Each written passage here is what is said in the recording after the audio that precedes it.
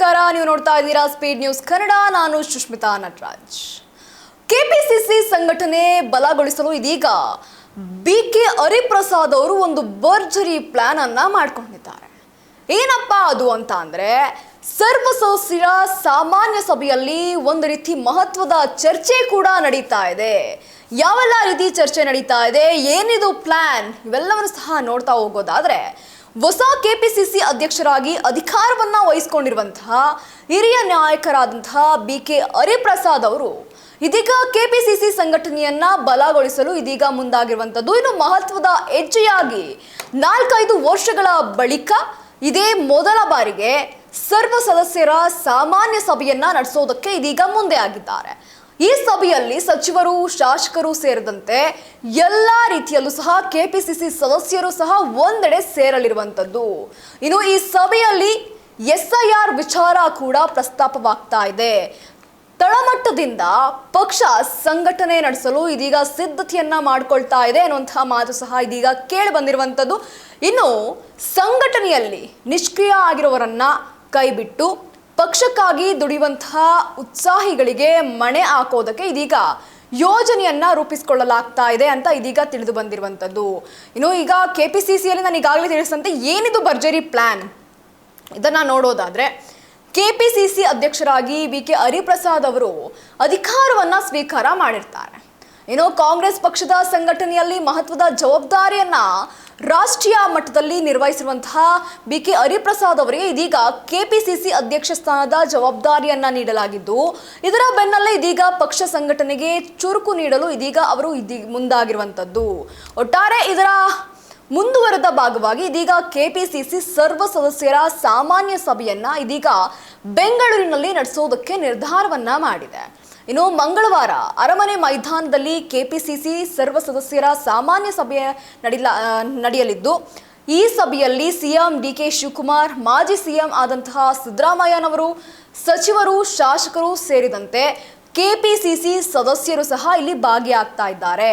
ಇನ್ನು ಕೆಪಿಸಿಸಿ ಸರ್ವ ಸದಸ್ಯರ ಸಾಮಾನ್ಯ ಸಭೆಯಲ್ಲಿ ಪಕ್ಷ ಸಂಘಟನೆಗೆ ಆದ್ಯತೆ ನೀಡುವಂತಹ ನಿಟ್ಟಿನಲ್ಲಿ ಚರ್ಚೆ ಸಹ ನಡೀತಾ ಇರುವಂತದ್ದು. ಈಗಾಗಲೇ ನನಗೆ ಹೇಳಿದೆ ನಿಮಗೆ, ಬಹಳ ಒಂದಷ್ಟು ಕಟ್ಟುನಿಟ್ಟಾದಂತಹ ಚರ್ಚೆಗಳು ಸಹ ನಡೆಯುತ್ತೆ ಅನ್ನುವಂಥದ್ದನ್ನ. ಅದೇ ರೀತಿಯಾಗಿ ಇದರಲ್ಲಿ ಪಕ್ಷ ಸಂಘಟನೆಗೆ ಆದ್ಯತೆಯನ್ನ ನೀಡುವಂತಹ ನಿಟ್ಟಿನಲ್ಲಿ ಇದೀಗ ಚರ್ಚೆ ನಡೀತಾ ಇದೆ.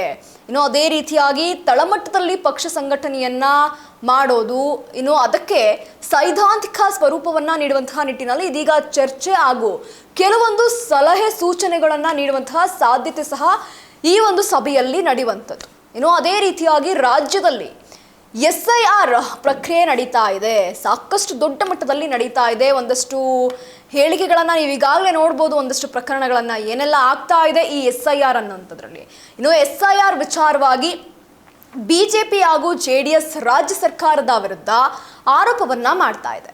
ಚುನಾವಣಾ ಆಯೋಗಕ್ಕೆ ದೂರನ್ನು ಸಹ ನೀಡಿರುವಂಥದ್ದು. ಅದೇ ರೀತಿಯಾಗಿ ಏನೇನು ಆರೋಪ ಮಾಡಿದ್ದಾರೆ ಅಂದಮೇಲೆ ಚುನಾವಣಾ ಆಯೋಗಕ್ಕೂ ಸಹ ದೂರನ್ನ ನೀಡಿರ್ತಾರೆ. ಇನ್ನು ಈ ನಿಟ್ಟಿನಲ್ಲಿ ಸಾಮಾನ್ಯ ಸಭೆಯಲ್ಲಿ ಇದೀಗ SIR ಪ್ರಕ್ರಿಯೆಯಲ್ಲಿ ತಳಮಟ್ಟದಲ್ಲಿ ಪಕ್ಷದ ಕಾರ್ಯಕರ್ತರು ಯಾವ ರೀತಿಯಾಗಿ ಜನರಿಗೆ ಸಹಕಾರವನ್ನ ನೀಡಬೇಕು ಎಂಬಂತಹ ಒಂದಷ್ಟು ಚರ್ಚೆ ಸಹ ಆಗಲಿರುವಂಥದ್ದು. ಅದೇ ರೀತಿಯಾಗಿ ಸದಸ್ಯರಿಗೆ ಅಧ್ಯಕ್ಷರು ಕೆಲವೊಂದು ಸೂಚನೆಗಳನ್ನ ನೀಡಲಿದ್ದಾರೆ ಅನ್ನುವಂತಹ ಮಾಹಿತಿ ಇದೆ.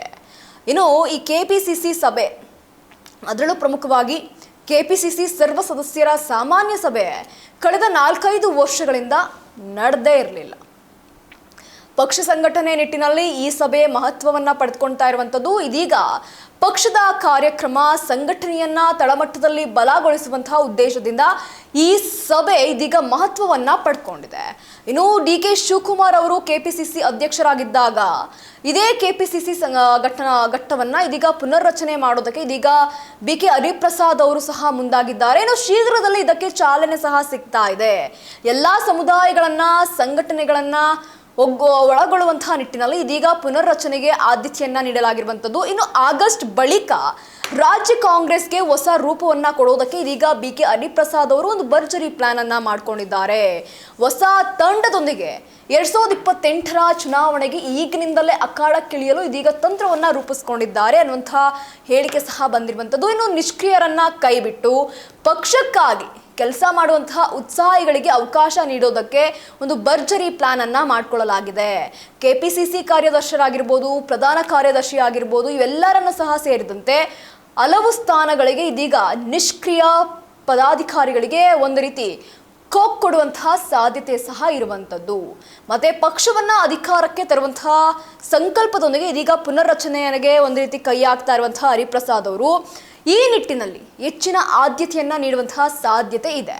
ಇನ್ನು GBA ಆಗಿರ್ಬೋದು, ಜಿಲ್ಲಾ ಪಂಚಾಯತ್ ಆಗಿರ್ಬೋದು, ಅದೇ ರೀತಿಯಾಗಿ ತಾಲೂಕ್ ಪಂಚಾಯಿತಿ, ಅದೇ ರೀತಿಯಾಗಿ ಗ್ರಾಮ ಪಂಚಾಯಿತಿ ಚುನಾವಣೆಗಳು ಸಹ ಇದೀಗ ನಡೀತಾ ಇರುವಂಥದ್ದು. ಅದೇ ರೀತಿಯಾಗಿ ಈ ಚುನಾವಣೆಯಲ್ಲಿ ಗೆಲ್ಲೇಬೇಕಾದಂತಹ ಅನಿವಾರ್ಯತೆ ಸಹ ಅವರ ಮುಂದೆ ಇದ್ದೇ ಇರುವಂಥದ್ದು.